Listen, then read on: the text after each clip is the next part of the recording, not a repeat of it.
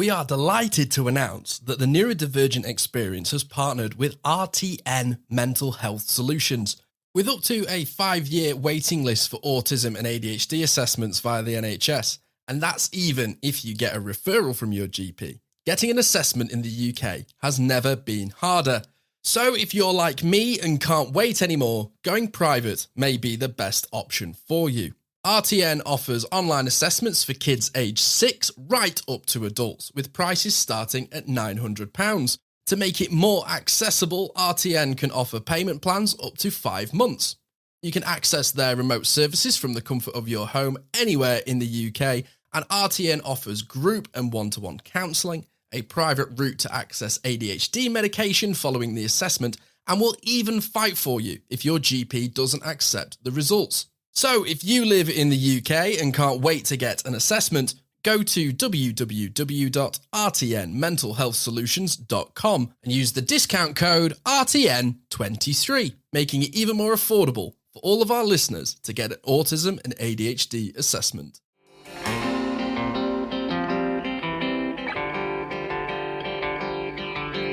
Hello, and welcome to the Neurodivergent Experience. I'm Jordan James, also known as the Autistic Photographer, and I'm joined by my co-host and very good friend, Simon Scott. And for this episode of the Neurodivergent Experience, we are talking about international and domestic travel as a neurodivergent person. Oh, welcome back to the UK, my friend. Did you have a very good time stateside? I had a good time stateside. It was interesting, and equally interesting, you have also recently, just before I left actually, you got back from the States. Well, like ships in the night, it feels like ages since I've seen you. In the recording world, we've not spoken for a couple of weeks. Obviously, we bring out an episode every week, but this is actually us catching up after we've been traveling. So I think we'll have a really good episode for you guys this week, because we've got a lot to talk about. I've just come back from Georgia and South Carolina in the south of North America. Yep, just about right. Geography there. And absolutely loved it. But I did have a very up and down experience with travel. And if you followed Jordan on social media, you will know you also have had an up and down experience with traveling to the States.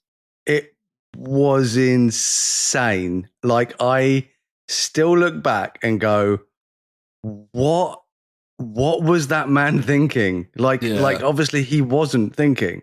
So for those of you who haven't watched the very, very watched viral video of me in a meltdown complaining about what happened to me in the airport. So we flew out to the US a couple of weeks ago via British Airways at Heathrow.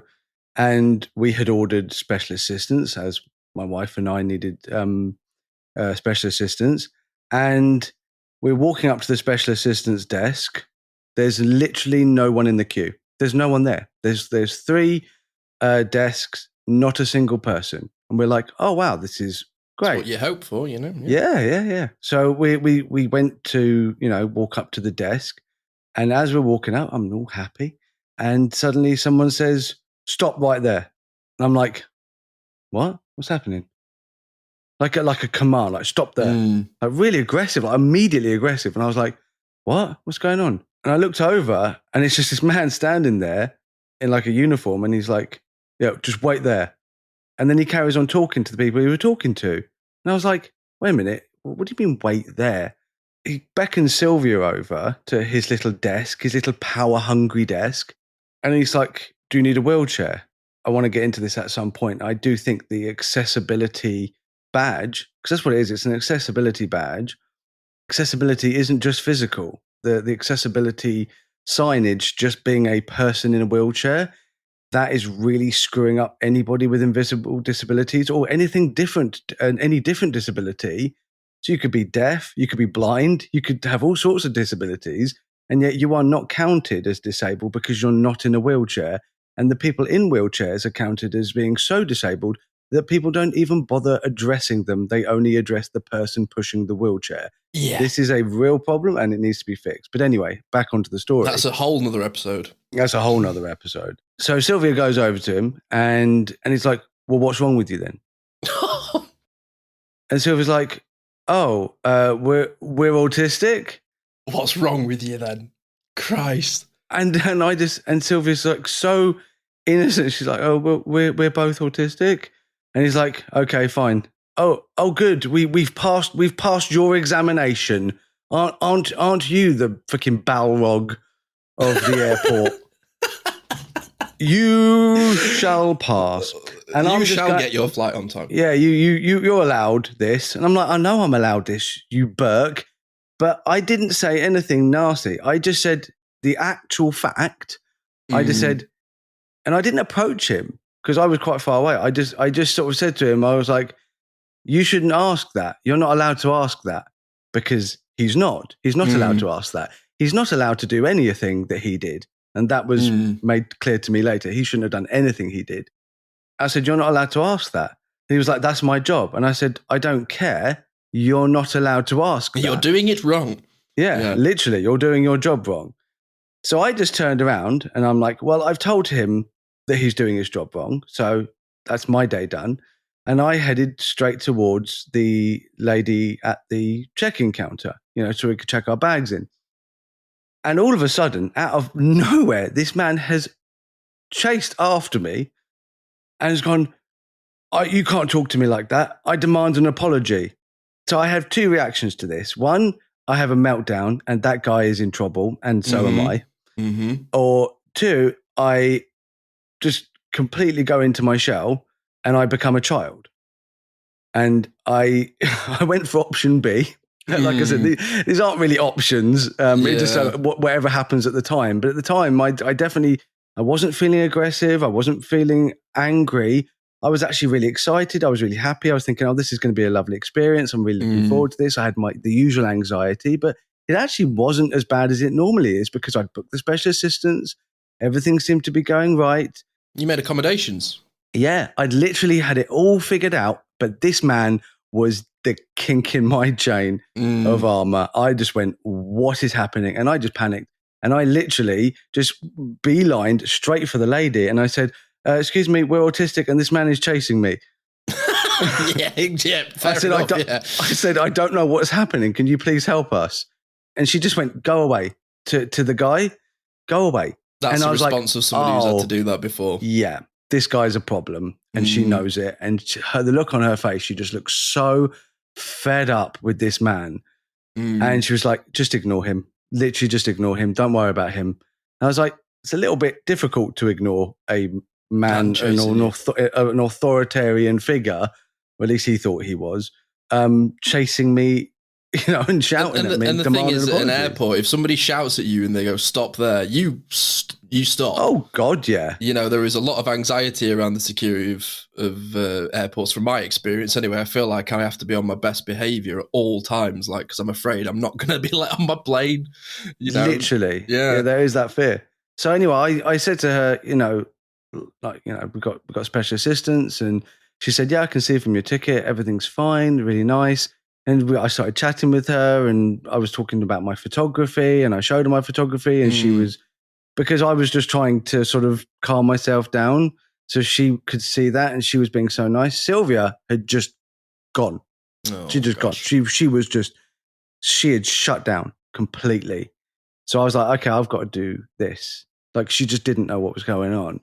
And then as we're calming down, this lunatic, and that is the only way to describe this man, he literally barges past Sylvia, didn't touch her, but went past Sylvia and leaned over the woman's desk next to us, still ranting and raving about who I am and he demands an apology. You can't talk to me like that.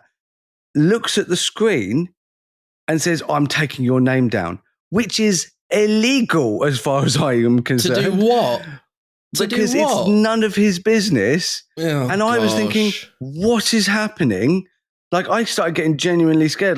oh, I'm not getting on the plane now. Like he's going to go and tell security to go and and get your his brain, mates that's and, it, you spiral. Oh, yeah, I'd be exactly the same. And this woman said to him, and this was beautiful, right? Because I've never really experienced a lot of this. I've experienced some of it, but not a lot. I think because I'm an advocate and because I look the way I do, I don't think I experience a lot of it. But she said, he's autistic, leave him alone. And this man went, that's no excuse for the way he talked to me. Whoa, so what's your excuse, man? And literally, I'm like, the way I talk to you, all I did, and I didn't do it in an aggressive way, because I asked Sylvia. Sylvia always, she's the one that always grounds me. And I'm like, did I say it in a, she went, no. If you were aggressive, I would have told you. I would have, you weren't aggressive at all. You were literally just pointing out that he was wrong. But that doesn't register for him, obviously. No, because like he's an authoritarian. How dare somebody? Yeah. And Sylvia just went straight away. Like when because the woman said, don't worry about it, don't worry about it, don't worry about it. And I'm like, telling me not to worry about a man who was going mental at me and then taking my name down. And he was clearly unhinged, taking my name down. How am I in an airport? How am I supposed to not worry about that? And she was very sweet. But then I said, look, well, now I'm really like upset about this. Can we have someone take us through? Like, can I have someone there with me so to sort of like be able to say what happened? And she went, oh, we can only offer assistance if you've got a wheelchair. Gosh. 1, that is not true. 2, I don't blame this girl. She didn't know. And 3, again, that really needs to change, like people's perception of what disability is. But the conclusion to this is that I made a video. It went a bit viral. A follower of mine works with BA, contacted them. BA contacted me from their customer service, apologizing profusely, saying they're going to get retrained. Had a whole conversation. It was really, really good, really, really positive. And they offered compensation in the way of an upgrade for our journey back to make it as easy as possible. So we did get upgraded to slightly like nicer seats and leg room and all that leg room, yeah. So it wasn't like first class or anything, but it was like premium economy, and it was nice. It was a nice journey back. How was your journey?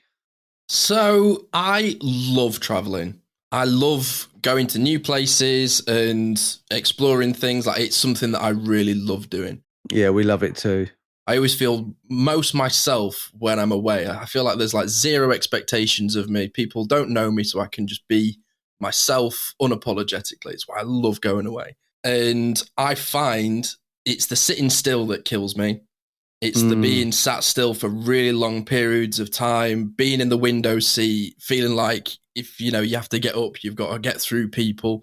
Oh, I hate that, yeah. Yeah, it's the social anxiety of it, of just being like, excuse me, sir, I know you're asleep, but one needs to have a little tinkle. So that was essentially it. But like on the way there, we had a great flight. The films were good. The seats were comfy. We had a guy next to us who wasn't very chatty, didn't want to tell us his life story until 5 minutes before the plane landed.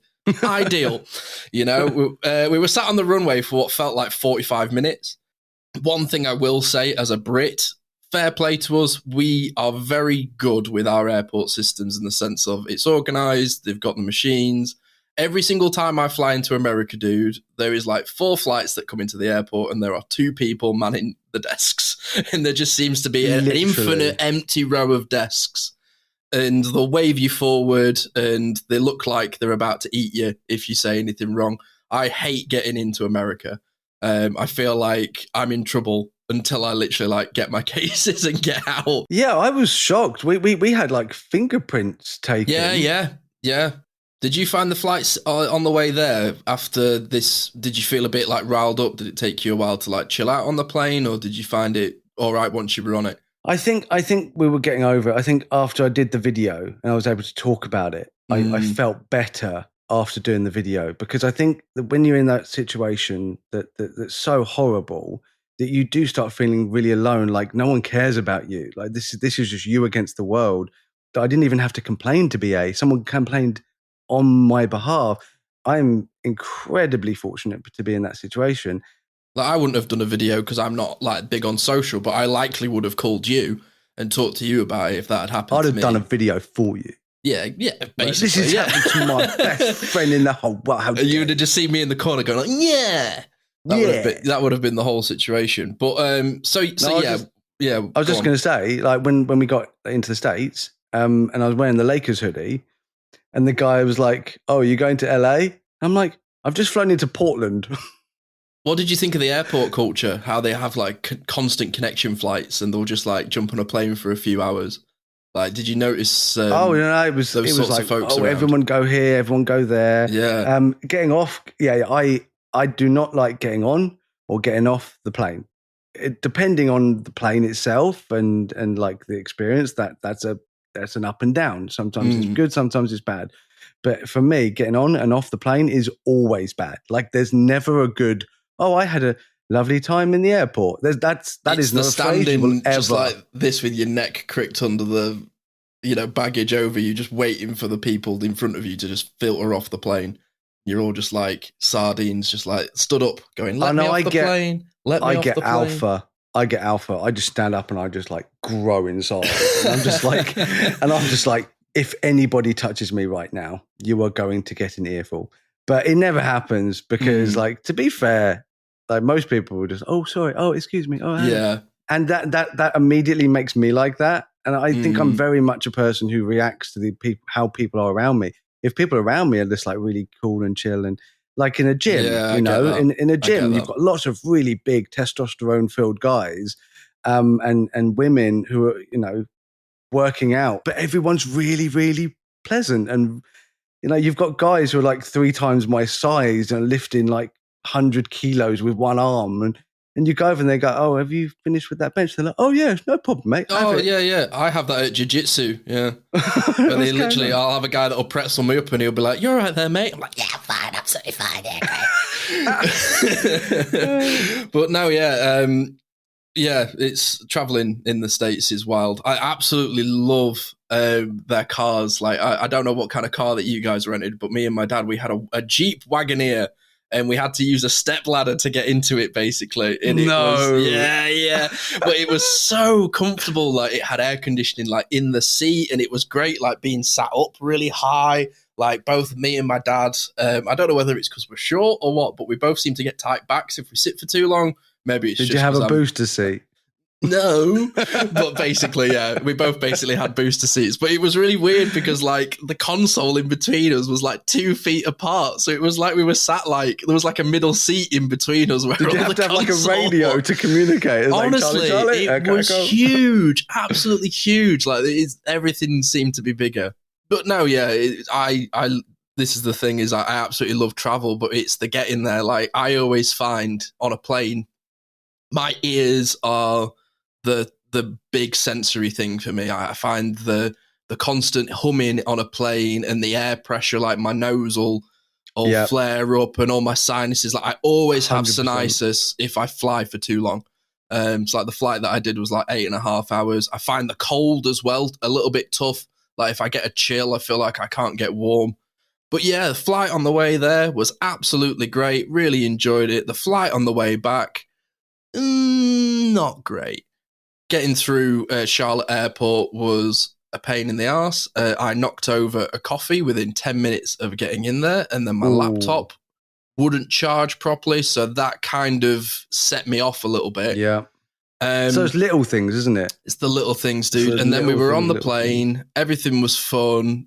My dad's like having a good sense of humor. He's having banter with people on the plane. He's had a great holiday. I've had a great holiday. We're both on the plane.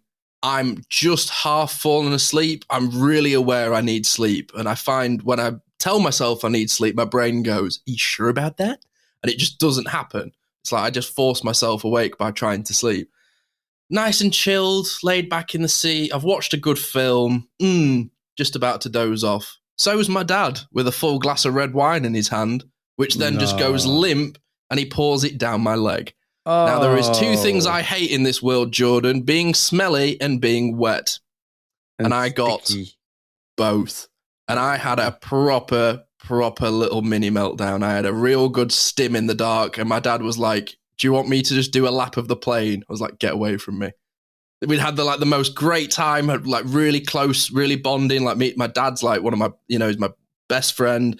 And but for those 5 minutes, I was like, you touch me, you're a dead man. Get away from me. And he literally like had to do a little lap of the plane. And he came back with like 20 napkins and he was like, do you want to just like go in the loo and pat yourself down? And I was in there for like 20 minutes, just being like, just having a little like mini meltdown, and came out and was like, it's fine. Everything's fine. I smell like red wine and I'm going to hurt somebody, but it's fine. Absolutely fine. It's only 7 hours to go.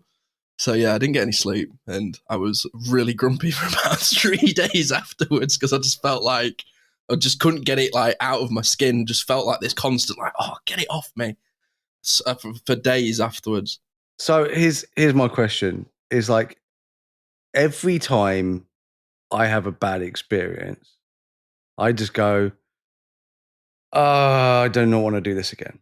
Like I'm put off by travel, and I just think, do you know what? I'm just going to just drive around the UK taking photographs because international is just too much. That's what my mum's at. My mum doesn't go abroad now. Yeah, I mean, my dad never used to. We would, but we would drive everywhere. He would never get on a plane. But I've got Canada booked, which is end of next month. So it's like straight away almost. And then we've got Poland as well. And this is like 2 more. Oh, Mr. Worldwide. Yeah, well, I've already been to Gran Canaria. So I'll be on plane 8 times, obviously 4 there, 4 back. So by the end of this year, I think I'll be like, I'm not doing this. And then I'm planning on going to New Zealand. Oh my which God. is the longest flight ever. And Sylvia's like, yeah, we need to upgrade if you're going to do that. So I've got to really scrimp and save. Yeah. I don't have to pay for accommodation because I'm staying with a friend. So that's a good thing. So we just have to pay for flights and then, stuff when we're out there. Put a bit more on it, I guess. Because this is the thing. If I could afford premium economy, I think I would do it because I've always walked down a plane and been like, oh, look at these chums paying 800 quid extra for a flight. But then after getting red wine poured down my leg and not being able to move further than, my knees, and I'm 5'7", I'm a little dude. I can imagine there are folks out there that would have had a much worse experience if that had happened. And I think about like the leg room and the comfort and the sleep, and it depends on what value it is to you if it's your thing. But I think if I was, because I really want to go to Japan. And I think I would probably have to upgrade for that flight. Oh, we should do that together. Like all 4 of us. Just be like, let's go on holiday. Because Japan is like right up there on my list. I've always wanted to do it. Just cultural wise, photography. I don't want to go anywhere near any cities or towns. Some of the best golf courses in the world in Japan as well. There's one just off of Mount Fuji. We're making plans. Okay. Yeah, for me, it's difficult on an airplane because I'm 6'5". So you're a monster. Do you know what? You're just so hench, such a monster of a man. I don't even have to think about dunking when I play basketball. It's just the net comes to him. Yeah. I'm not really. I'm 5'10". What's funny is when I met you, the way that you talked about how tall you were, when I first met you in person, I was expecting you to be huge, dude. And when you opened the door, I was like, you lied to me. You called me a short ass at the time, and you were like, I'm way taller than you. When you turned up, I was like, I am way taller than you. You're basically a hobbit, and I'm Aragorn. Yeah, well, you're welcome, Middle-earth. Yeah. Thank you, Samwise. Yeah, you're welcome. You're all welcome.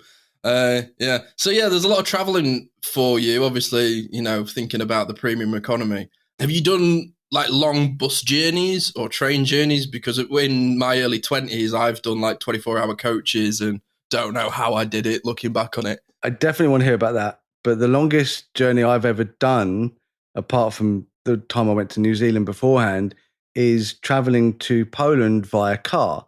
And it was 17-hour drive. And I did it in one go. Oh, you madman. That's hyper-focus for you, dude. I don't think, I mean, I was a lot younger then and, I think I'm a lot less tired of life.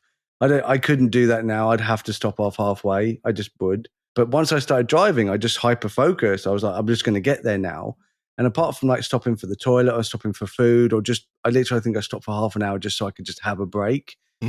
17 hours. We didn't sleep at all. I just went straight, just drove all the way to Poland. And then I did the exact same all the way back.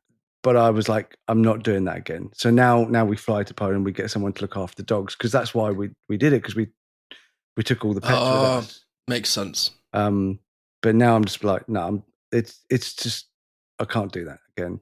But that's me in control, which is fine, because I think that having that control of the vehicle and of like when you want to stop, when you don't want to stop, you have that full control. Plus I have like the cruise, I just put it in cruise control, and the Autobahn in Germany is crazy. Yeah, it's wild. It doesn't have a speed limit. So I'm just doing like 100 miles an hour thinking this is the fastest I've ever driven on a road. And people are coming up behind me and beeping at me because I'm going too slowly, even though I'm overtaking a car. They're like, oh, you should be overtaking quicker. And this guy in a flipping McLaren or whatever who wants to, and they go past me like I'm standing still. I'm doing 100 and they go, it's wild. And I'm like, that's so dangerous, but so cool to see a McLaren just going past you like a zoom. Yeah. Oh, do you know what's saying about McLarens? When I first moved up to Manchester, I used to commute down to London. I kept the same job, so I would drive down and drive back in the same day or twice a week. And there was one particular time during COVID where the roads were just completely empty on a Sunday. We're talking, tail end of 2020. And I passed a McLaren leaving London, and it pulled off, and I was like, oh, cool, P1, the McLaren, sexy car. And as I got to Birmingham, dude, about 2 hours later, the same McLaren went past me. So it had obviously stopped for a bit, and then it would just bomb in down the motorway. And a speed camera must have hit it, but it must have been doing like Autobahn speeds, like 140, 150, just bombing it. It looks cool, but in reality, that's how death terrifying. occurs. Terrifying. That is how death occurs. I've seen some nasty crashes on motorways driving late at night. It's always guys that are driving cars that are just not ready for. Yeah, literally too young, and they get the driving license and they're like, oh, I can drive like Damon Hill. That's showing my age. I can drive a 250 brake horsepower car and just, we'll see how it goes. Yeah, it's not wise, guys. But I've been down the Autobahn in a coach. So the first time I ever went to Holland, I got an overnight coach from Victoria, and it was awful because you just don't feel like you can get off. When there's no loo or anything, and you feel like you just get a bit restless, you're just constantly moving around in your seat, you can't get comfortable, you can't sit still. And there'll always be one person that'll be playing music off a phone. Why do people do that? Where you're just like on a bus for like 18 hours and they're just on the back like like, what is, like, headphones have existed for decades. A bit longer than that, yeah. Well, technically, everything's decades. But unless it's less than that. All right, yeah, fair enough. This is why we need two of us, because one of us has to be smart. Well, I was just thinking it wasn't just do me, all the actually. Technical wizardry, make all this happen. It's fine. Well, So traveling on long coaches was bad. I was on like a really, really, I can't even tell you how long it was, but I was on a train that went across the length of Portugal once. And it was after my 21st birthday and I woke up on it. So, yeah, wild. That was a fun time. Went to see The Prodigy and woke up on a sleeper train to Lisbon, as you do. So do you prefer being intoxicated when you travel? Obviously not when you're in control of the vehicle. No, I'm not flying the plane.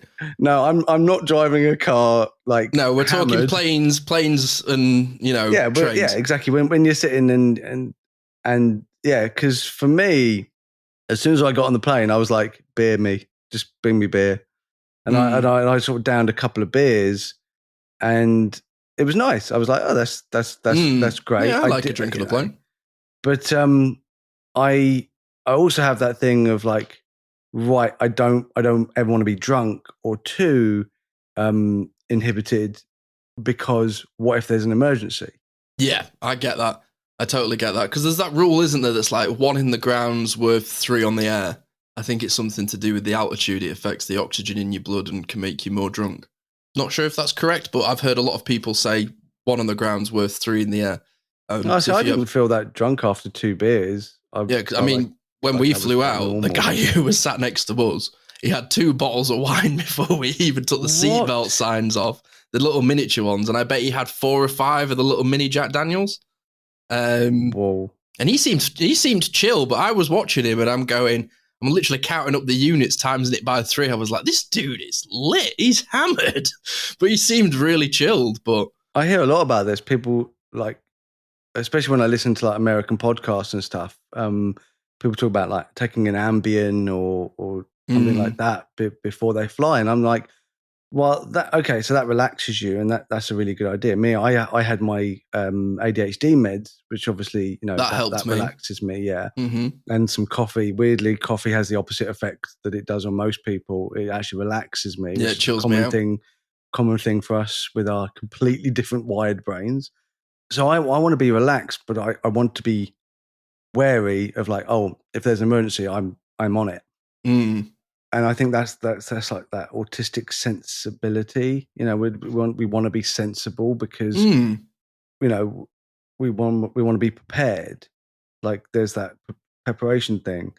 But I just think like, why would you be completely out of it on an airplane? What if the airplane's crashing and you're just like, yeah, this is the best ride I've ever had in my life at Disney. It's the last ride. Yeah. You're not at Disney. You are thousands of feet in the air. Yeah, see, this is something I actually wanted to ask you. I have some, like, there are times when I'll be on a plane where I'll like walk to the toilet and I'll walk down the aisle and I'll be like, I'm doing a catwalk 38,000 feet in the air. There's absolutely nothing below me. And then I am aware that there is a huge amount of space between me and the ground. I'm not afraid of falling. I'm afraid of gravity.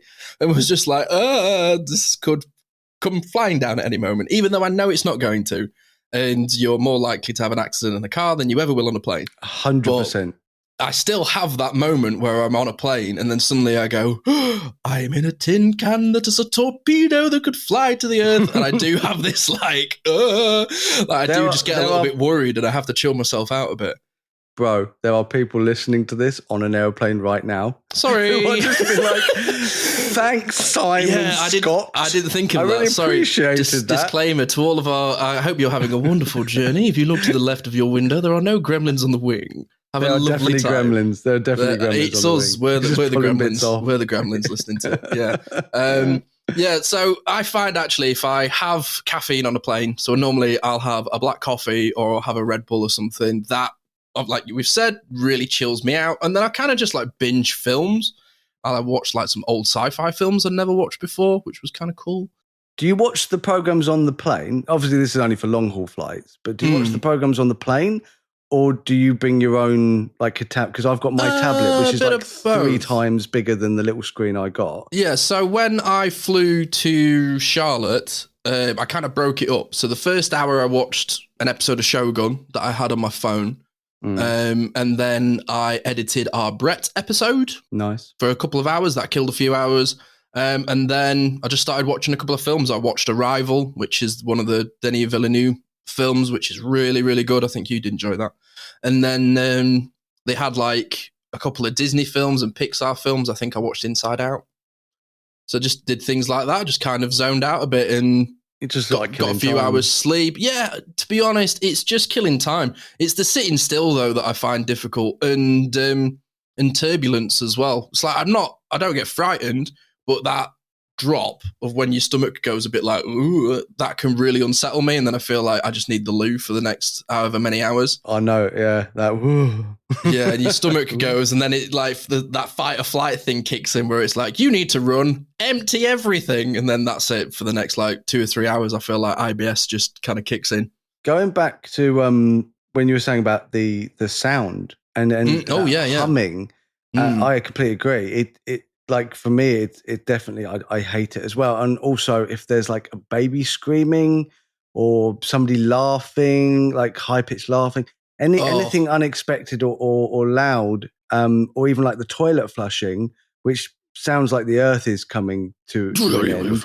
It's like, and I'm like, Jesus. Yeah. My spleen's in there. Yeah. I was like, all of my body is just half sucked out of the airplane now. Yeah. But yeah, so I just for like life hacks, I guess, and I don't think this is like a new thing, obviously, is, try noise cancelling headphones. They are absolutely amazing. Godsend. Absolute they are godsend. literally a godsend. And because what I was doing, I was sleeping on the plane, but I had my tablet on, but it was paused. And then I had my Samsung buds in the in-ear buds, and the noise cancelling, it's just gone. I can't unless like something's really loud. So if like the plane was crashing, I'd definitely have heard that. But that hum, it's just gone. It's just silent. So, and it, and that was with nothing playing. So I just had that silence, and I actually was able to sleep. The worst part of the flight on the way there, which was a really enjoyable flight, don't get me wrong. On the way back, I felt like I was overstimulated. I was just like, my holiday's over. I just want to go home. I just want to be home right now. And I knew that it was like an 8.5 hour flight. And then the drive from Heathrow, and we had to go back to my parents. And then I had to drive back from my parents, and was just like, travel, just constant. I'm like, God, I just want to get there. And knowing that I had like 14 hours of travel, I had just like that executive dysfunction of just going, I just want to teleport. I don't want to waste time. Just get me out of here. I want to go now. But when we first landed, we were on the runway in Charlotte for nearly an hour. What? Just because there was an issue with like the plane getting in the gate. So we were all just stood up in our seats, just waiting for ages. And Delta, you are a great flight service, but for the love of Thor, will you not have a really annoying little jingle that you play when your plane lands? I was like, who is playing a little game? Who's playing a mobile game right now? I'm gonna scrap you on the runway right now. And it was like we were just sat on the plane. It's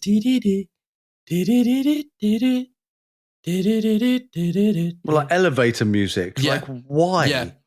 It's like there was like a light elevator that just like music. An American thing? I'm not sure if it is, but it's like, we flew with Delta. Down. And it didn't calm me down. No, I was sat there and I literally looked over to Mr. Jack Daniels, man, and was like, please, sweet nectar, help me through this. But no, that was one of the worst parts of it, was sitting there on the runway going, well, I can see that I'm here. I want to go. And everyone around you is getting irritable, and you can feel that like tension in the room, in the atmosphere. People are getting a bit short and a bit tense. And this bloody jingle, dude, I was like, just turn it off. That was the only bit that got me, is this little like just constantly playing for like an hour. I was just like, just make it stop. I had to just sit with my headphones on and blaring like metal music, like really loud, and then just taking the earphone off and being like, it's still there, and just like going back. I feel like my poor dad, like he really did see the full yin and yang of my moods, because he's like, you're so chilled. You love American people. And then as soon as we were in the airport, I was like, goddamn Americans, they don't have passports. And just like getting really riled up. I did most of my swearing in the whole trip. I did most of my swearing when we arrived at Heathrow and I was trying to find my way out of Heathrow. Oh, God. They gave us the wrong car park, for starters, when we got there. We turned up and they were like, you are in the wrong... Your princess is in the other castle, was basically what it was like. 3 car parks we went to, dude. It was awful. Same. Heathrow, sort out your signage that says the pickup area is level 1. Like, you're just going around forever in those car parks, just like, and you're just like, there is no proper signage whatsoever. I even called the information. I pressed the information thing and went, where do we get picked up? And she sent us to the drop-off point. And at the drop-off point, it says, you can't be picked up here. So even the people that work there on the information desk don't know where you're meant to be picked up. I think it's a scam. I think it's a scam. Because you have to you get charged every time you pull up in the wrong bit. It was £5 to drop off, $7.50 to get picked up. And I'm like, you are the worst. I hate you, Heathrow. I hate you. I hate everybody who designed Heathrow and designed all the signage, I literally hate you. And this is official. I hate you.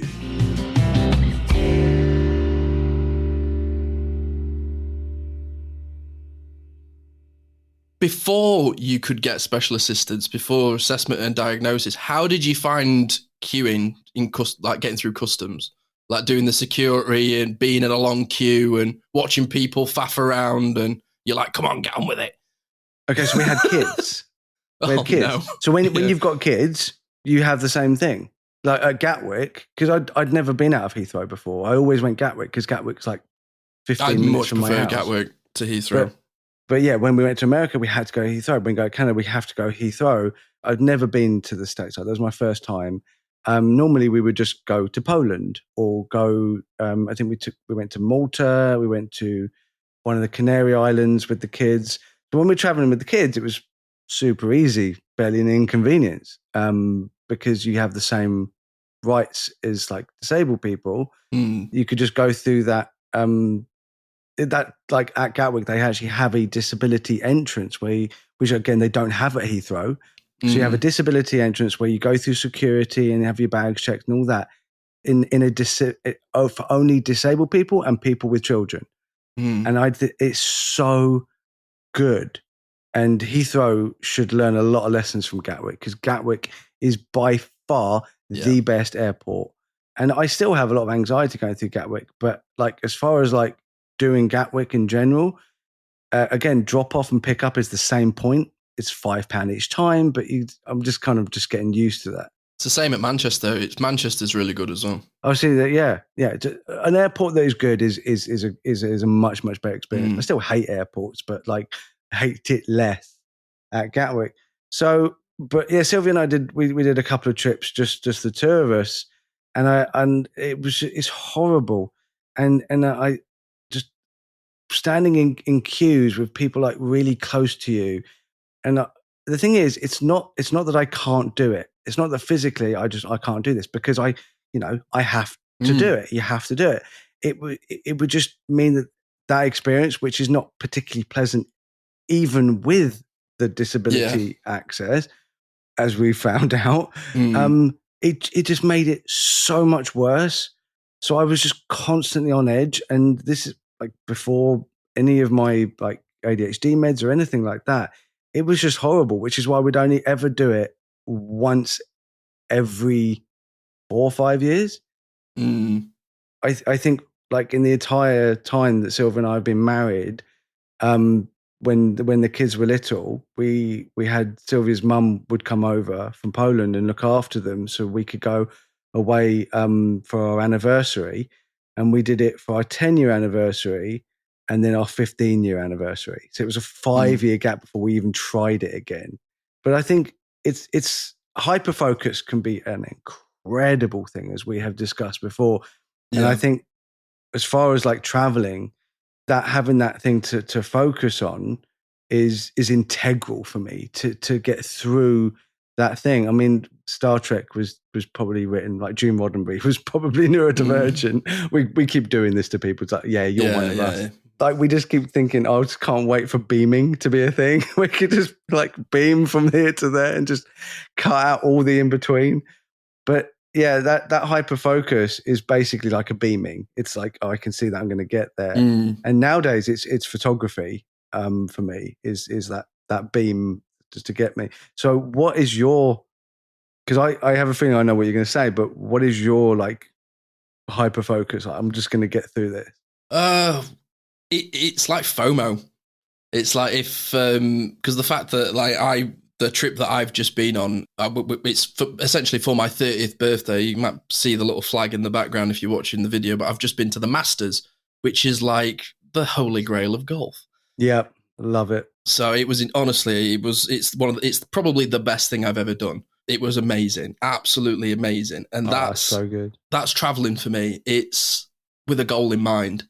If I'm just kind of like going on holiday just to like mooch around, I kind of like go into like one brain cell mode where I'm just like, just like let people like get me there. But then I feel like when I'm traveling with Caris in particular, I have this sort of like, it just like, again, that hyper focus of focusing, of going, no, I need to get there. I need to get you there safely. I'll get me there safely because we need to have a really nice time. But like a lot of my holidays, like if I've been to like Disneyland Paris, or I go like when I went to Amsterdam to see Blink 182, I normally travel with a goal in mind. It's like to go and do something, and then a holiday is kind of built around doing something. Yeah. It's like the last time I went to New York, I went for WrestleMania. So I normally kind of plan trips around events. Like you say, you know, you went to Oregon to primarily take photographs. So that's sort of what helps me. Yeah, it's funny really when we're sat here talking about travel. I think about, have I ever told you about when I came back from Paris the first time? No. And it was a nightmare. It was awful. While we were in Paris, a young man was killed and there was riots and strikes. Whoa. All across the city. One of the train stations that we were meant to go to on the way back from Disneyland Paris got smashed up while we were on our way there. Oh. So we had to like divert and stuff. We had people like firing fireworks outside our hotel and had a car set on fire. It was crazy. It's basically like just Croydon on a Friday night. Oh yeah, it was wild. Yeah. Just outside IKEA, it was lit. So yeah, if you've ever been to Croydon IKEA, you'll get that. Yeah. So it was all kicking off. So obviously, Karis and I were a little bit like, oh, that's not great. And she was a little bit nervous. And the extreme part of my brain went in that was like, I need to Google the embassy in case we're in trouble. So I started to like panic a little bit. I would have done that as well. Yeah. So this is the thing. So the next day, rather than do things and then get a taxi, we just stayed in the hotel. Our taxi was an hour and a half late and was then, I don't know if you've ever driven through Paris, but I will never do it again.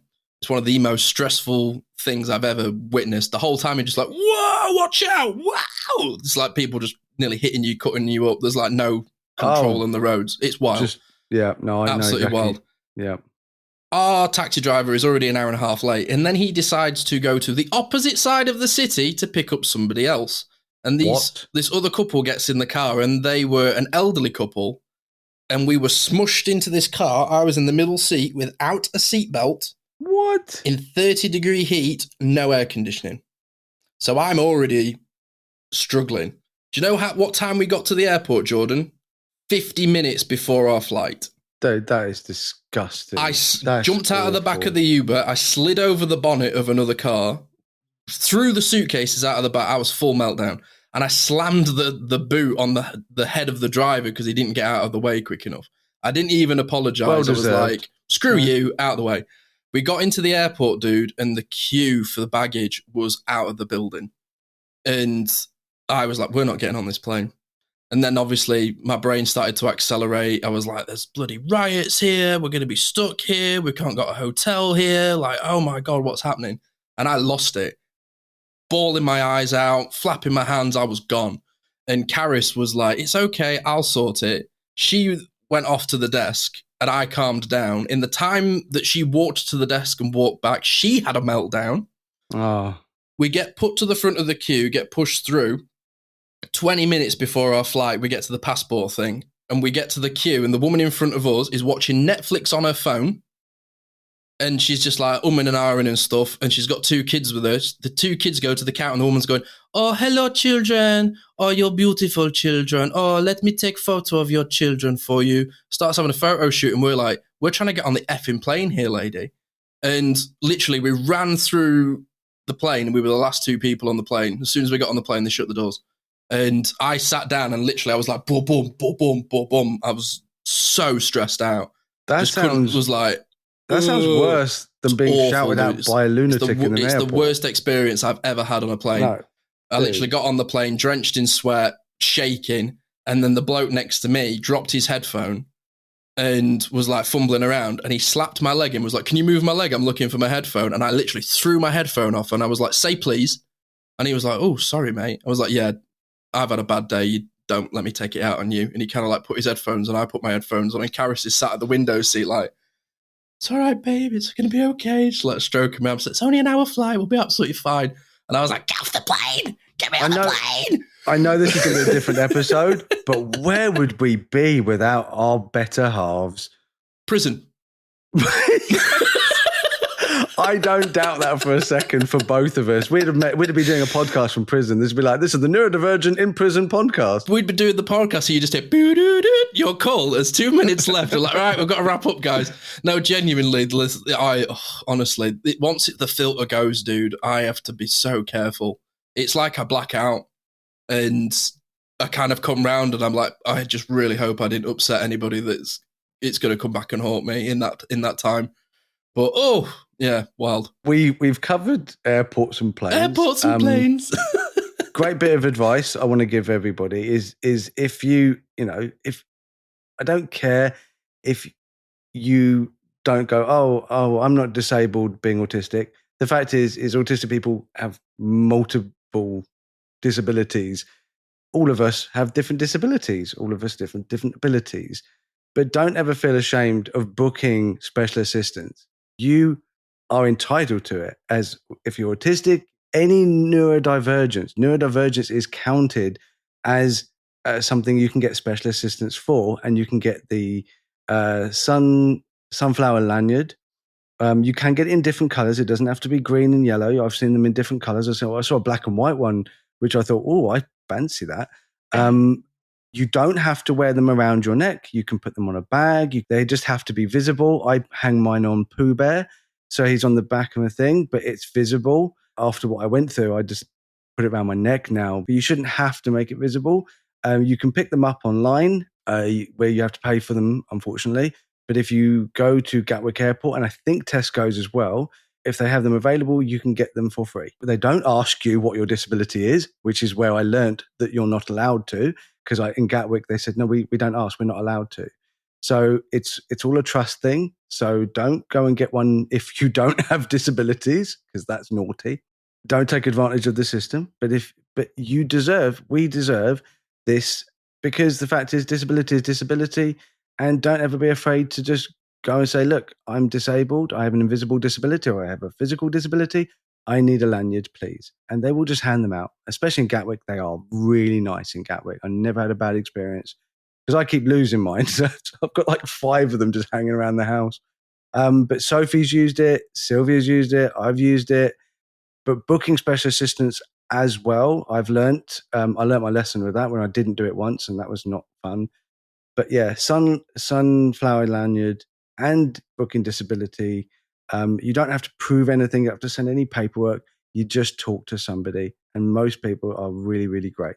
So that is my advice to you if you're going to travel. And that's traveling in general. Like if you're going on a long coach journey or something like that, let them know, I have a disability. You're entitled to certain accommodations. What about trains?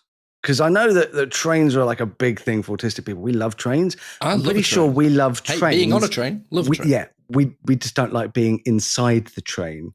There's never enough seats.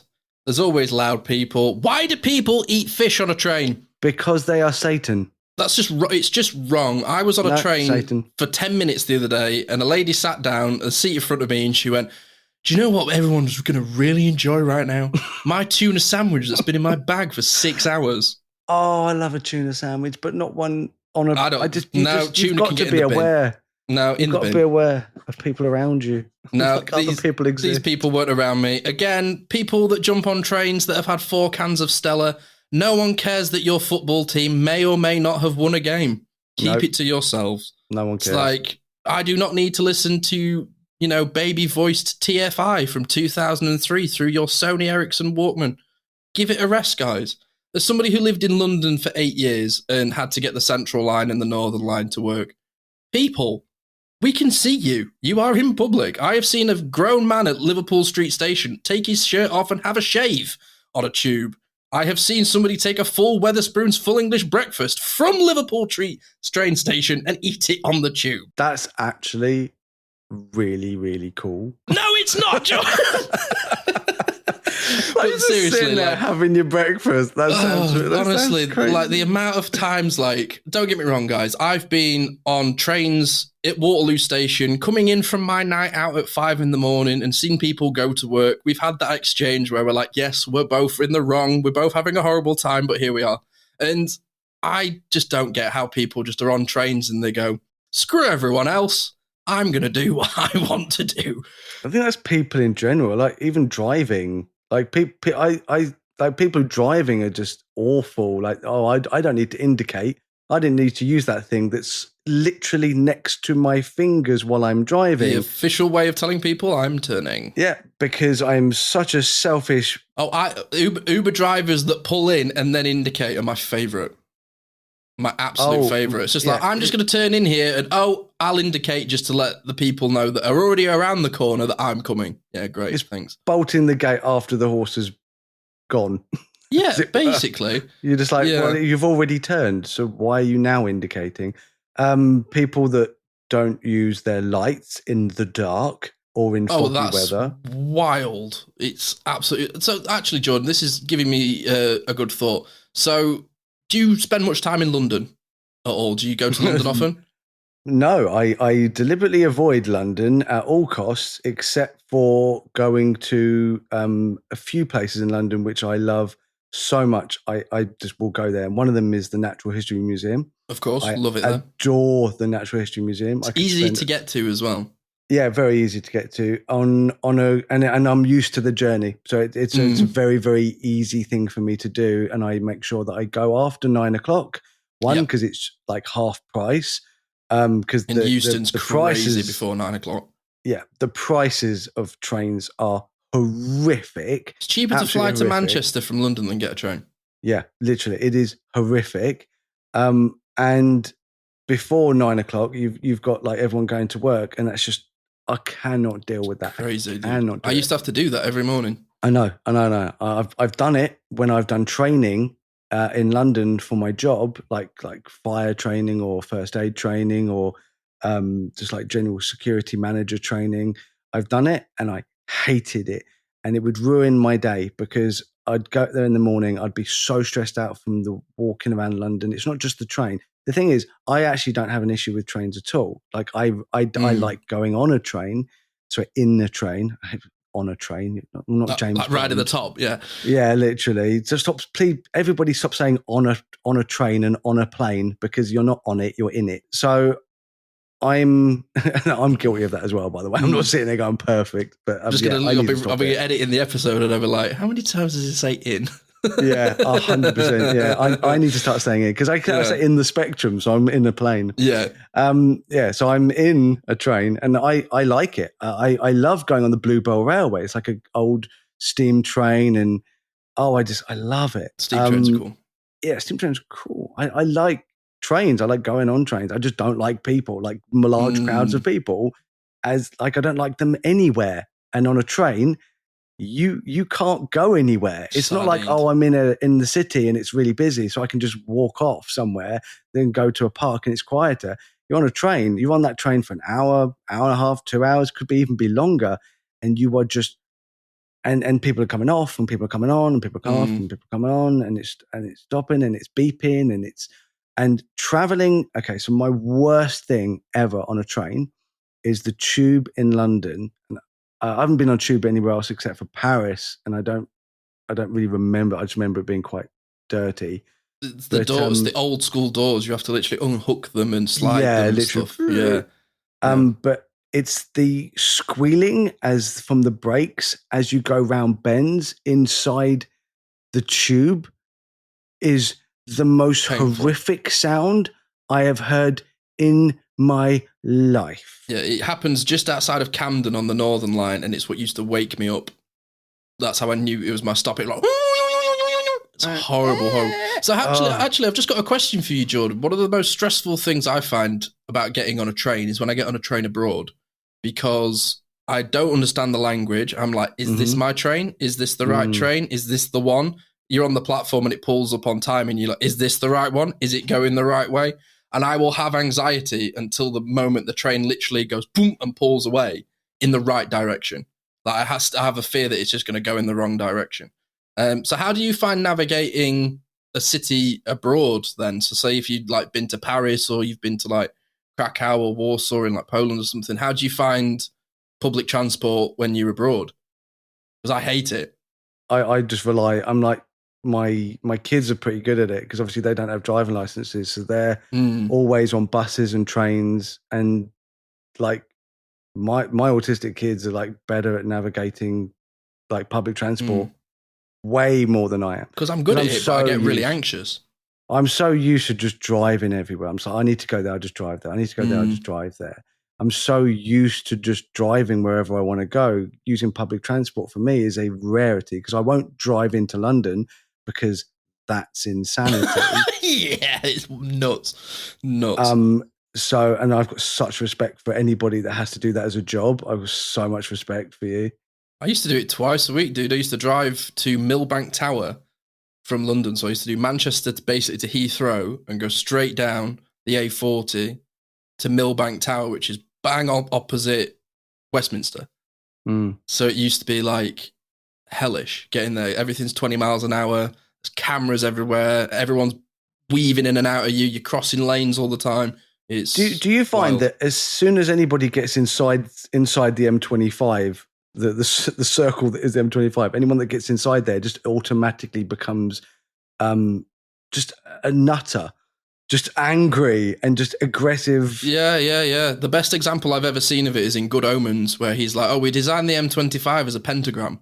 Like, yep, yes, that's right. I forgot. As soon as you that. go inside, it's like, yeah, literally just like, whoa. Yeah, honestly, there's just something. There's just something about it. That's why I keep away from all that. I just, I can't. Yeah, it doesn't do it for me. I mean, I've lived in cities. I mean, I lived in London for 8 years, got the tube multiple times a day. And this was all pre-assessment, before I was confirmed autistic ADHD. And I can't believe I used to do that and put myself through it every single day and just be like, yeah, this is fine. This is just part of being alive, having sweaty people rub up against you and an armpit in your face and being a tin sardine. And someone's just farted on a 32-degree day. That's great. And used to just kind of accept this as the norm. And now that I know I'm autistic ADHD, it's like I can't even think about it, let alone do it. The juxtaposition is absolutely, it's just crazy. I can't quite believe I used to do it and willingly do it as well. It is strange. It is strange that there's so many people before the understanding of that they are neurodivergent.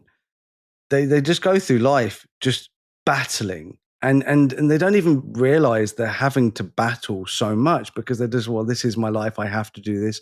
I have to work. I have to earn money. I have to have a career. And some neurodivergent people can't do it. They just I can't do this every day, and they have breakdowns. They have mental health issues, which is part of a breakdown. Depression. I had depression so many times, like serious depression. So it was that serious depression. We've been over this that led me to taking up photography because I had to find something to escape my day-to-day job, and all that was. And that was a job that was outside of London, but it was stressful having to cope in the working world, in the world in general. When you're a neurodivergent person that doesn't know they're a neurodivergent person, that doesn't have any accommodations or help as a neurodivergent person, that doesn't even look to help themselves because they're like, I'm just going to tough this out. And there is a lot of that is just, I'm just going to get through this. When it's damaging us, it's literally damaging us because the world is not really for us. I mean, nature's for us. That's what's for us. We thrive in nature. I really believe that. But cities and towns, that's especially for me, that's not for me. Like I don't mind doing it, but like I can prepare. So I can have my headphones. I can go at certain times. I can Google where I'm going to go and have everything meticulously planned and then have alternative backups in case the train is late. So if the train is late, what I'm going to do is I'm going to make sure I get there early. If I get there too early, I'm going to find somewhere where I can go and sit and quietly have a coffee or some breakfast or a sandwich. If it's in a park or it's, in a coffee shop, and I will meticulously plan every part with, and this is really important to know for a lot of neurodivergent people, is having alternative plans. Because when plans go wrong, and to lower your expectations of I expect it to go like this. say, well, I hope it goes like this, but I expect it to go wrong. So I'm going to make sure that I do this, this, and this. If it does go wrong, it's all about the planning.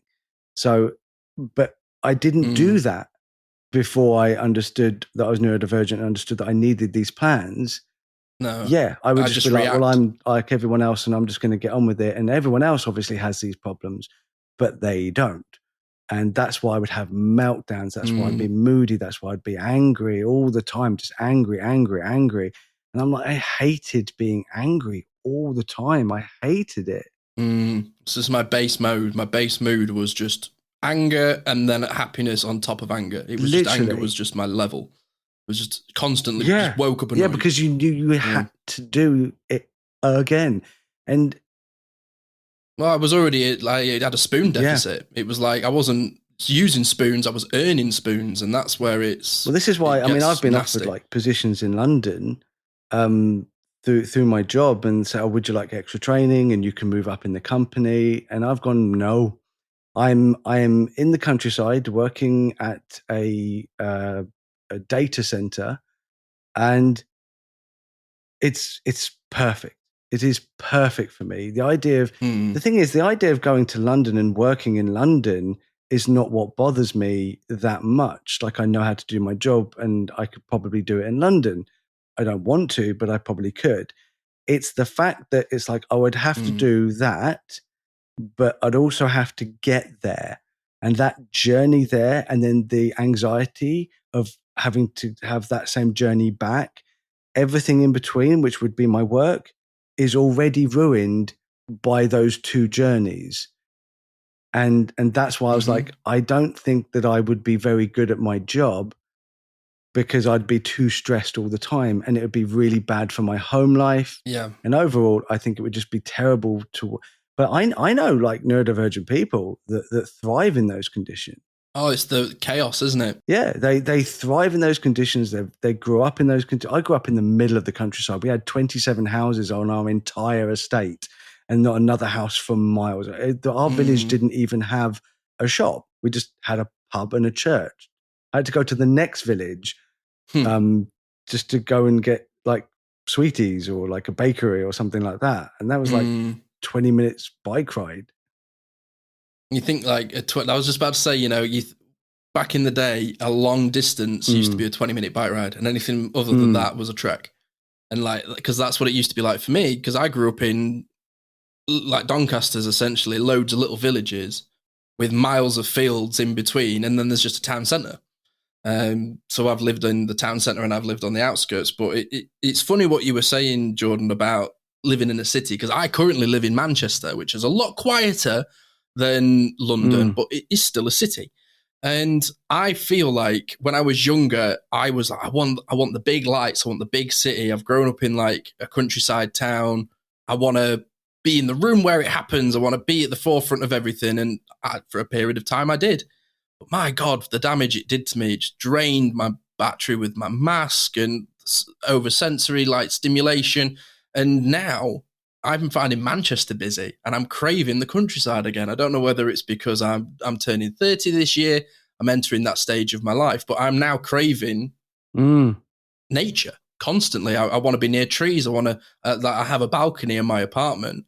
And I know I'm very lucky in that sense. Not a lot of people have an outside space that have flats or apartments, but now it seems small because I'm craving a garden. It's funny how your brain like tears up. You want different things when you've had something for a while. But at the moment, I'm buying lots of plants for my garden because I'm just craving nature. And I never really used to be like that. I used to crave concrete. And it's just so funny how your brain changes when you know what you're working with. It's like now I know that my body doesn't like that and my brain doesn't thrive in that environment. It's almost like it just goes, nope, we're not bothered. We're not interested in going on the tube every day. It's like half of the time, dude, I don't even like going in the car. I'd rather walk. I never used to be like that. I was always, now I'll get the tube, I'll get a cab. I'm not walking because it takes too long. But now if I can, like a cab or driving is normally my alternate route. If I can walk it, I'll just walk it. We actually like deliberately, we got a house just outside of town. So it's not like in the town centre, but I'm in like Horsham. It's very quiet. It's getting a lot more built up nowadays. They're building more houses and stuff, but it's still relatively quiet. And we've got a house just on the outskirts of town, and I can just, like, it's less than a mile. Like, we just walk in, and most of the time I just walk in because I can't be bothered to drive and find parking and all that when it's literally just like, I like the time 0.7 as well. of a mile. It's a good excuse to listen to a podcast just like this one. And it's also a time where I like listen to albums or an audio book. So if sometimes it's funny, I literally saw something like this before we came on where people are talking about, like, there's a trend online that's like girl math or boy math, how people think about things. But I saw something earlier, it was like neurodivergent math, which was you have an appointment at 1 o'clock. So that means that you need to be there by 12:30, which means that you leave at 11:30, which means that you need to be showered and eaten by 10 o'clock, which means you need to take your meds at 9 o'clock. Oh, that's my whole day gone. Yeah. And that's how I think that when I apply that to travel, it's like if I've got a flight at 7 a.m., I'm probably going to be at the airport at 2 in the morning so that I know I'm there. It's like I need to know that I'm going to be safe when I travel. I'm there on time. Like, the idea of missing a flight for me is just gut-wrenching. The idea of missing out on something because I miss a flight would absolutely send me bonkers. So obviously, most of my travel is by car.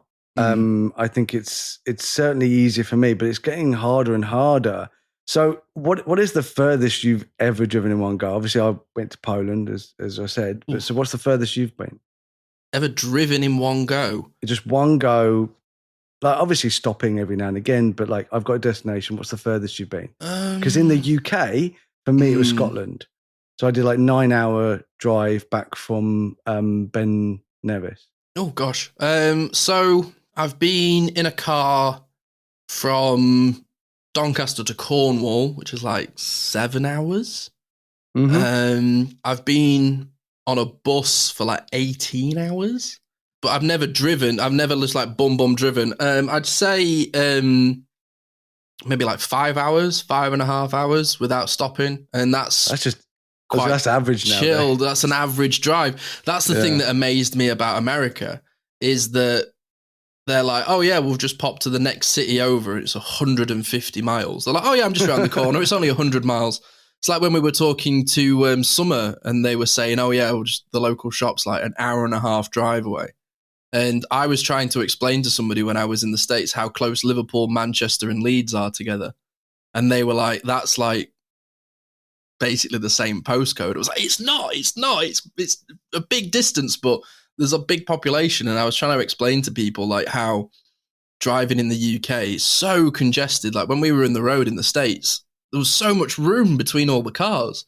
And everyone's like, there's not like the left-hand, right-hand system. Everyone's weaving and bobbing and undercutting in between each other. And it seemed relatively quite chilled. I don't know whether we just, obviously, you just have good days and bad days.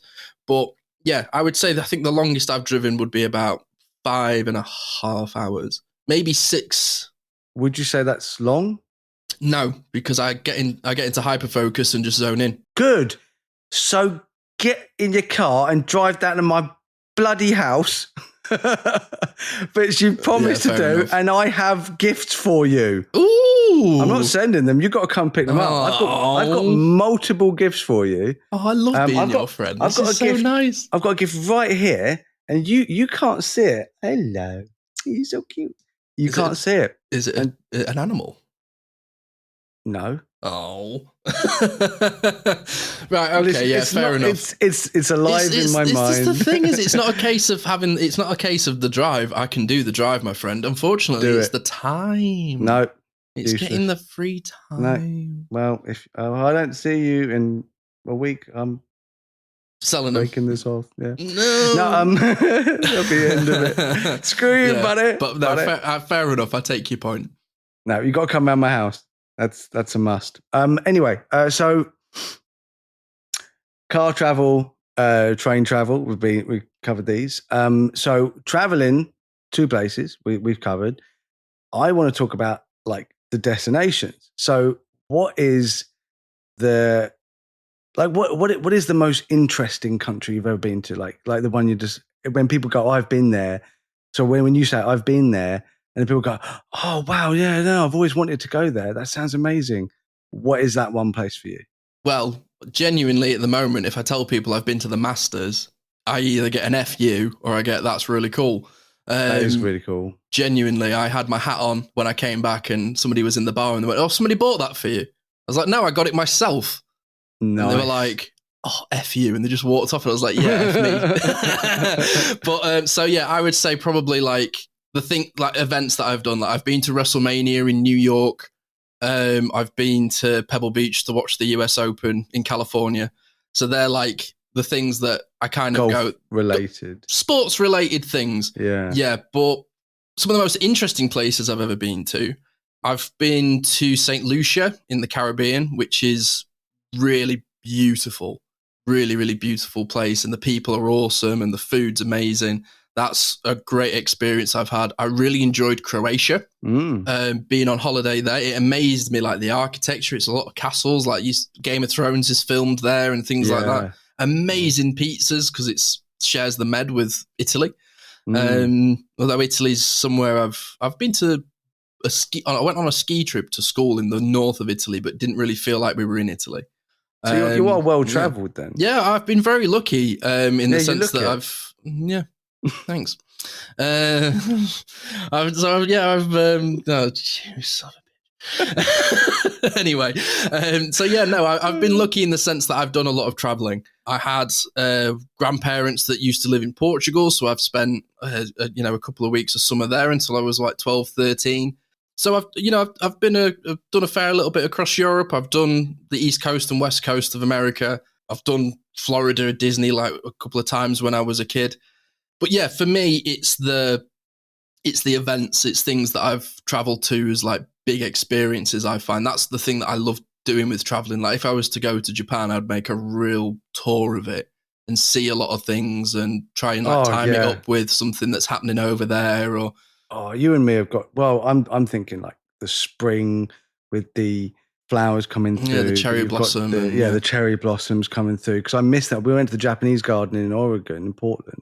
Oh, it looked incredible, dude. Oh, it was gorgeous. I got that really cool koi fish. He was being a bit coy, but I managed to get him. Oh, come on. It's right there. It's right there. You can't miss it. He was a bit coy. It was perfect. But unfortunately I missed the cherry blossoms by like 2 weeks and I was like, good. But then I'm kind of glad because I'm like, well, now I need to go to Japan. Oh, darn it. But yeah, like for me, obviously, like before photography, we traveled around Europe when I was a kid and I'd been to Poland quite a few times visiting, Sylvia's family, but my family, because I'm quarter Polish as well. So I've been to Poland loads of times, all over Poland, north, south. Not somewhere I've ever been. Yeah, no, it's Gdansk especially, the city where Sylvia grew up in is the old town. It's one of my favorite places. And I'm going back there this year. And this will be the first time I've been there with my camera. Like, as in, cool. I'm going to go and do photography now. And I can't wait to like get some really cool pictures in the town, which is not something I normally do. But anyway, so before photography, I didn't really go many places, that were like, oh, that's an incredible place to go. But as soon as I started taking pictures, I was like, I need to go to these places. So obviously, I'm looking online. I'm seeing people who have visited there taking amazing photographs. And I'm like, I know I can take photographs like that. I know I can do what they've done. I just need to get to the right place. I needed to push myself as a photographer because I was like, okay, I can take pictures around the UK and like locally and people love them. But I'm like, I need to go. Got to get out there. Yeah, I need to go to New Zealand. I need to go to Iceland. I need to go to Switzerland. I love your photos from Iceland. The blues, just incredible. Love them. So New Zealand, incredible. South Island for photography was nuts. It was so cool. You got the Wanaka tree. It was amazing. That's why I want to go back in January, go and see my friend. But also we're gonna stay near the Wanaka tree so I can get like different compositions, different colors, and like morning, night. Like for me, that's one of my favorite pictures I've ever taken, and I want more pictures because it's very similar to the Lonely Tree in Lamberis, which is obviously another one of my favorite pictures. I love that sort of reflection tree thing. But Iceland was, and I've just been to America, Oregon, absolutely gorgeous, by the way. I find the towns that, because obviously all America is very different, but for me, the towns seemed like retail parks, just one retail park after another retail park, free parking, you park there. But you know, like if you go to like Curry's or yeah, like where they have like B&Q and all this sort of thing. Yeah, exactly, yeah, like that. Yeah, I kept thinking Dixon's, but that just shows my age, doesn't it? Yeah, like Pets at Home and yeah, but like that seemed like, but most of it was just fast food. It was like fast food and then like giant Walmarts and Targets and things like that. But it was just one after another, and we visited like 3 different towns when we were out there, and a city, and everything just looked the same. I wouldn't have been able to tell the difference where I was, apart from in Portland, where there were just mostly homeless people. I think there was more. I saw more homeless people than non-homeless people where we went in Portland. It was the same for me in San Francisco. It was so sad. We were driving towards the piers, and we turned a corner down a street, and we literally looked down a street, and we were like, "Whoa, wow!" Yeah, just like this tents. Is crazy. They've got like tents everywhere with tarps dude, it's on. Wild. It was heartbreaking. I took a photo. So it's tough. It's tough to see. Yeah, I didn't want to start going around just taking photos of homeless people, because I would have liked to have done that as like just to show like the terrible time they're going through. But like Sylvia was really uncomfortable. Brett, who's my friend in America, he was very uncomfortable. I was walking around like I just didn't seem it. I wasn't intimidated. I wasn't afraid. I was just sad. I was walking out. I just felt so sorry for these people that they get into these situations, and that's how I view homelessness. Isn't all keep away. I just feel it's I'm so sad for these people, especially in the US, which is meant to be this amazing Western country that it's like this greatest country in the world, and I'm like, I'm not seeing that. I am seeing a utterly stunning landscape. Amazing waterfalls and forests in Oregon, so green, so luscious. Looked like I was in the Jurassic period. Dark colors are crazy. The dark greens you'll see in the States. God, the photos I took, and the coast was gorgeous. And obviously, I hang out with Bigfoot. He was interesting. I forgot you were going to Bigfoot land until you showed that photo. I was like, oh my God, he's in Bigfoot land. I didn't even think about it, dude. Oh, yeah, no, he's a great guy. Misunderstood. I mean, to be fair, he's like one of the most famous people on the planet, but he's so humble with it. He's just like, yeah, no, it's cool. It's cool, Yeah. But apart from Bigfoot, like in general, everyone was really nice. Everyone was really polite. Food is crazy expensive. Like I would imagine when I went to America that food would be like massive portions for small amounts of money, because that's how it used to be. And I go there and I'm like, I've just got an average size portion for like a lot of money in a McDonald's. Yeah, the price and the sizes have flipped. And I'm just like, like COVID just destroyed the world, man. Like just the hard reset. Literally. So yeah, it was that was weird. That it was a culture shock, not getting what I expected. It was a culture shock to have normal sized portions for a lot of money. That was a culture shock for me. But I weirdly, like going there, I was like, well, I've never been to America before. This is my first time ever. But I kind of just fit right in, because I've watched so much American TV, so many American movies. I've grown up watching TV and movies and cartoons and like that American culture. I was just like immersed in it already, especially like, listening to American music as well when I was a kid. Your sports scene. Like, how did you find being in a town that has an NBA team? Because I absolutely loved being in Carolina when their college team had just won the women's national, and the town was buzzing, dude. It was wild. Oh, Portland was empty. Like I've never been to a city that had so little amount of people in it. Nobody walks.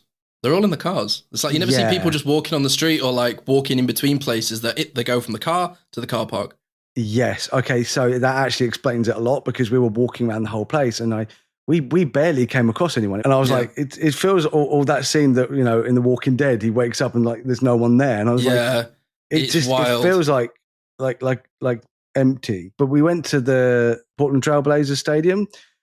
I am a fan of them now. They're not a great team, I'll be honest. They were much better with Damian Lillard.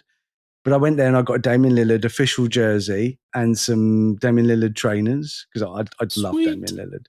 And I got a t-shirt and a long sleeve t-shirt. And the guy in there was lovely. I got pictures with him. He complimented me on my Jordans, which made my day. I was like, that's a big deal from an American. You love that. An American who loves his trainers were thick. He had such nice trainers, and he's complimenting me on my Jordans. So I had all that, which was really cool. Then I went to the Nike store, which is under renovation, and they had a smaller one opposite. And I was like, okay, that's not as good. But we went in there, and the guy was there, and he had some really nice Jordan 1s, like orange and white. Oh, they're so nice. And I was like, oh, dude, your trainers are sick, man. And he was like, yeah, yours are too. Because I had my Jordan 1s, which were like green and orange and black. They're so nice. And so he was complimenting my Jordans. I was like, this is the best. I was in such a good mood. It's a lot of really friendly people. One of the things that I love about being in America is that people are, I don't know, it's like they don't have that sort of like neurotypical sort of conversations where they're like, hello, how are you? Very nice weather we're having today. They'll go, oh, I like your trainers. Like, I like yours. And they'll go, oh, let's talk about trainers for 5 minutes. And then you go, right, had enough of that now, on your way. It's like, oh, it's just great. It's like these small interactions that don't seem to like go on for too long. And you're just like, right, nice to meet you, ma'am. And they go, oh, have a good day. And that's it. I like how polite people were, and they were just up for conversation, but they're like, no, just, we're done. I'll move on. But my experience anyway, like being in Carolina, I don't know whether it was the Southern hospitality that people talk about, but I just loved the fact that like at one point I had a guy that came up to me and he was like, I love your Bart Simpson tattoo, dude. Can I have a look? I was like, yeah, sure, great, no problem. And literally put my arm out and he was like, your tats are awesome, man. Where in Britain are you from? And that was it. We're off. Had a chat for 10 minutes, talked about the NFL, and after that he was like, I gotta go, but nice to meet you. Like, great, love that. That's the sort of social interaction, one, that I'm interested in, and two, I can cope with. It's like, yep, short and sweet, talk about with special interest, on your way, sir. And they just seemed to have loads of that when I was in America, just nice little moments of conversation and interaction that weren't painful or trying to impress anybody or like have all these like micro manners. It was just, yeah, I can be really myself in America. I have a lot of friends that say to me, oh, you're America obsessed, because I like American sports and I like going to America a lot. And if I could have a pickup truck, I would. But oh, yeah. Yeah, because they're awesome. But yeah, I don't know why, but I genuinely, I don't get me wrong, as a Brit, it's quite obvious the issues that America has. They have things like us, but it just seems to be dialed up to an extreme. But I do really enjoy America. I wouldn't mind living somewhere that's warm all the time. That is for sure. See, I don't want to diss America, because I thoroughly enjoyed my time there. And this is from the mouths of Americans. We have Americans on this show, and we're going to have another one. We're going to be talking about America. I think we'll talk more then about our time in America. Yeah, we're going to be having Lyric, the neurodivergent rebel. They're going to be on a future episode talking about the US and its culture out there. But I would say it's a third world country in many parts that doesn't understand that it's a third world country in many parts. But I would say that their scenery, and from what I saw and from what the other things, and I do want to explore America for photography and for cultural reasons. Like certainly in Oregon, in that area, it was stunning. It really was. And I think my photographs show that. But I'm off to Canada soon. So I'm just mentally trying to prepare myself for Banff National Park for 2 weeks, which I am the most excited about. Because I'm excited for that for you, because you'll love it, dude. It'll be so much fun. Switzerland was one of my favorite places to visit for photography, and like so expensive, but it was amazing. Iceland, Switzerland, New Zealand, they're my top 3 international places that I've been. Sorry, Oregon, but you're not quite up there with those 3.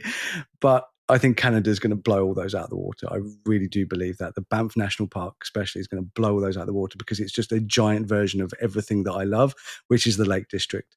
So you're talking about UK, I love the Lake District. I love Snowdonia. I love Scotland. Scotland has I've gone over like like a blind hill where I've just gone over this blind hill and then just looked down into this valley, and I teared up because it was so beautiful. And that was in Glencoe. When I drove through Glencoe, it made me literally tear up because it was so beautiful. And I've had that experience in Wales as well, and the Lake District. And then obviously you go around the whole world. But yeah, let's wrap it up. I think we've covered travel. We definitely got to do another episode on this. Yeah, for sure. So here we go, Jordan. We've had a couple of reviews again, which is always really nice to hear. That's nice, short and sweet. So this is from Stitchin79 in the UK. This is my favourite podcast. I've learned so much from listening. I'm actually starting to understand myself thanks to you both. Thank you for everything that you do with this podcast. Really nice. And then I sent this one to you the other day because it was special, so I thought I'd read it out to people. This is from ML Dosh. Apologies if I've pronounced that wrong. This was on Apple in the US. This is neurodivergent representation at its best. I was 55 when I was diagnosed autistic, and this podcast is far and away the best resource I've found. Not an episode goes by that I don't see myself in at least one story that either Jordan, Simon, or one of their guests tells. I've never seen myself so routinely represented anywhere. I'd give the Neurodivergent Experience 100 stars if I could. Oh, I would too. I've got one. Yeah, sure, go for it. Yeah. This is a real one. Yeah, cool. Jordan is so handsome. Oh. I'm joking. That's what I get for trusting you. Right, this one says, I just wanted to share with you how much I love your images, but more so how much I'm enjoying your podcast. I am currently participating in Walk for Autism, which is a fundraiser in Australia to support our neurodivergent community. And it's your podcast that I have been listening to on my daily walks for this. Thank you so much for everything you do and everything you stand for. Neurodivergence is beautiful, and I wouldn't change it for the world with my 2 boys and my brother. Keep up the great advocacy. Simon is okay. Yeah, I'll take that. Yeah, I didn't. Obviously, just. Oh my god, my puffin died. Ah! I'm just going to hold him. Yeah, this is fine. Yeah, I'll take that. Yeah, I'll take an okay. No, it wasn't okay. Dude, I love you so much. I've missed this. I've enjoyed this thoroughly. And we're doing it again tomorrow. And to be fair, I could do like every day. I could just keep going. We'll find things to talk about. Yeah, absolutely. Well, now we've got official sponsorship. We've been out like 7 episodes a week and just really, really hammer it down. Go for it. Yeah, why not? So yeah, again, as at the beginning of this episode, thank you very much for RTN for partnering with us, and check out in the description for the discount code if you go through their autism and ADHD assessments. So if you've enjoyed this episode as much as the Puffin has, and you've found something relevant relative to your experiences with traveling, or it's giving you a good insight into what you could do, better next time to enjoy it more, then we've done a really good job. The patience I'm doing trying to get through this. You're messing around with your puffin. Anyway, so yeah, if you've enjoyed this podcast, please give it a 5-star review like those lovely folks have. And if you've enjoyed it, subscribe to it so that you never miss an episode. Jordan and the Puffin say goodbye to the lovely listeners. I licked a puffin's head. And he liked it. Bye, everybody. Bye.